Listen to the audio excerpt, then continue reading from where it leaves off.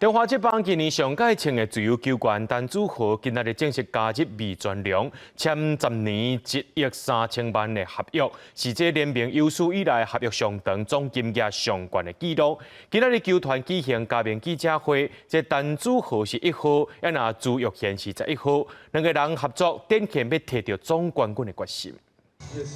为球星陈子豪穿着味全龙队1号的新件衫，龙队重回中职一军，第3年就夺下总冠军。为了保强打线，在自由球员市场不再出手，以破纪录10年1亿3000万的合约签下东炮陈子豪，要以4年4800万签下朱玉贤。车衫特别举行加冕记者会，宣布这个好消息。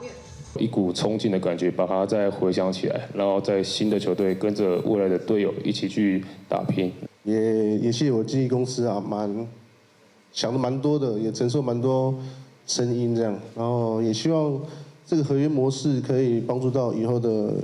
学弟他们这样。 穿着味全龙队11号朱玉贤原本伫乐天桃园拍球，陈子豪是原本替中信兄弟来拍球，下加激励之劳，公关这人组成豪华打线，展现夺下总冠军的决心。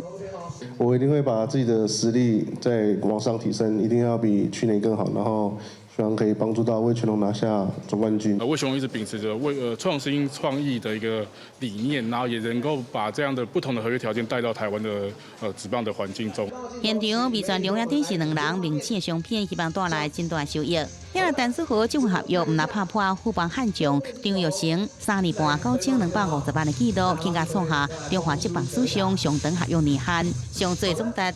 记者综合报道。